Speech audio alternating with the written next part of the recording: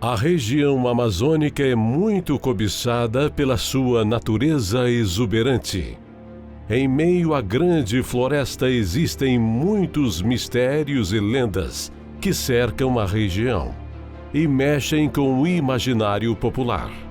Um destes, não muito conhecido pela população, é sobre a Cidade Perdida.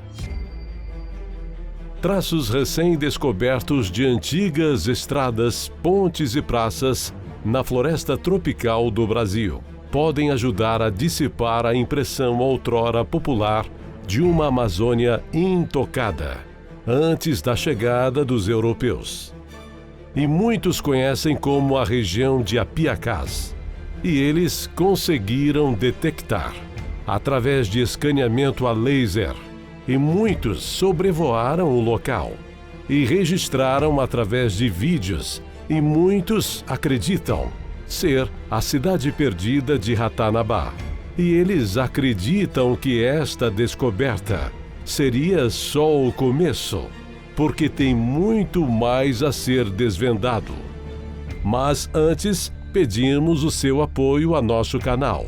E é simples. Dê o seu like, que é muito importante para a gente. Os arqueólogos encontraram restos de uma rede de comunidades urbanas que aparentemente abrigavam uma população de muitos milhares ou até milhões de pessoas. O relatório dessas descobertas saiu na revista Science, publicada pela AAAS, a Sociedade Científica. Os pesquisadores dizem que as pessoas que moravam lá mudaram drasticamente sua paisagem local. Na região do Alto Xingu, no sul da Amazônia, no Brasil Central, eles descobriram restos de estradas centenárias que parecem uma rede de grandes aldeias em um padrão cuidadosamente organizado. Os moradores ancestrais dos xinguanos modernos cavaram enormes valas ao redor das aldeias, construíram pontes em áreas úmidas e cultivaram grandes extensões de terra. Parece que praticamente nenhuma parte dessa paisagem era verdadeiramente selvagem ou inalterado. Mesmo algumas das áreas florestais podem ter sido mais parecidas com um grande parque do que com uma floresta intocada. Embora multidões de plantas e animais prosperassem na Amazônia, o ambiente foi considerado muito hostil para assentamentos humanos em grande escala. Em particular, os arqueólogos acreditavam que a qualidade do solo era muito ruim para sustentar a agricultura intensa, que seria necessária para sustentar uma população de tamanho significativo.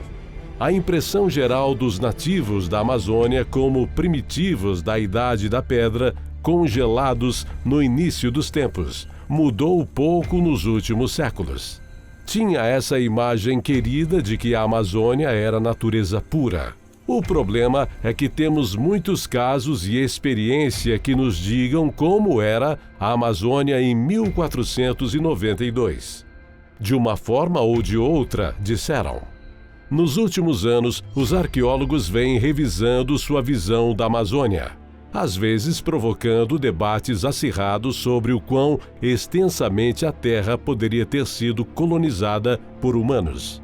Uma das principais razões para a controvérsia tem sido a falta de boas evidências físicas. E os Cuicuros, subgrupo dos xinguanos, com quem eles vêm trabalhando há tempos, segundo as histórias dos remanescentes dos Cuicuros hoje, os primeiros europeus que encontraram foram escravistas, por volta de 1750.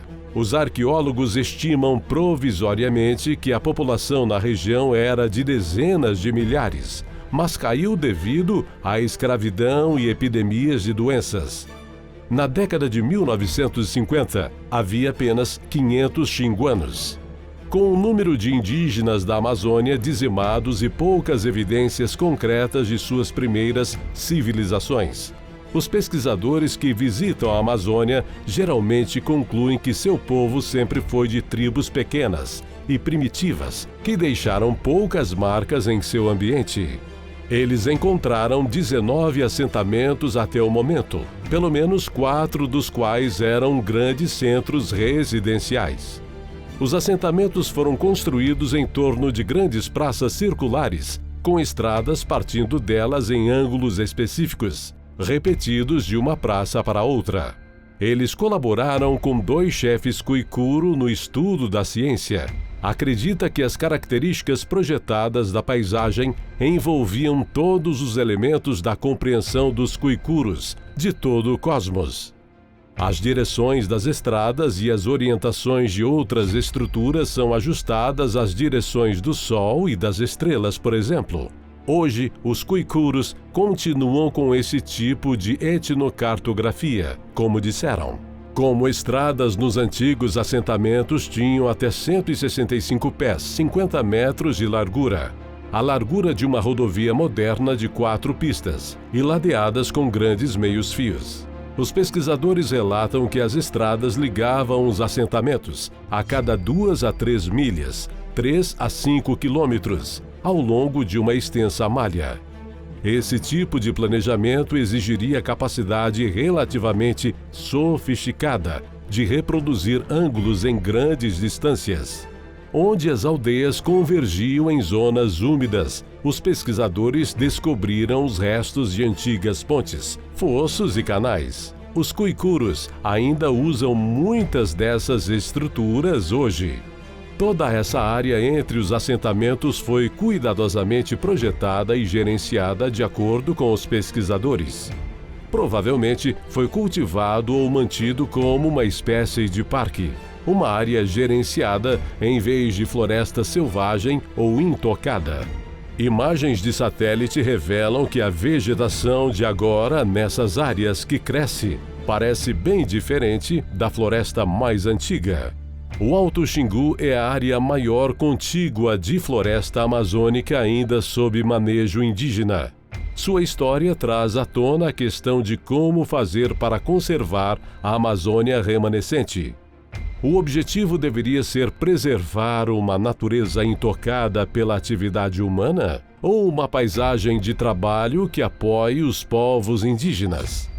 Talvez ambas as opções não precisem ser mutuamente exclusivas. Eles apontam hoje que a Amazônia não é uma paisagem uniforme. Por ser tão pouco conhecido, o conhecimento ocidental tende a tratar a área como uma coisa homogênea. Uma grande selva, uma grande floresta tropical, um laboratório natural para povos primitivos. À medida do escavamento na região, percebem que há 500 anos era muito diferente. Essas pessoas estavam envolvidas nos mesmos tipos de inovação humana cultural que em outras partes do mundo. E eles concluíram que assim como o Império Inca ou Romano, mas em termos do resto da Europa, Ásia, África, Américas e outros lugares, os amazônicos não eram menos capazes de inovação cultural humana do que qualquer outros seres humanos. E você, o que achou desta grande descoberta na Amazônia brasileira? Faça seu comentário. Inscreva-se em nosso canal. Aperte o sino para receber notificações dos próximos vídeos. E até a próxima oportunidade.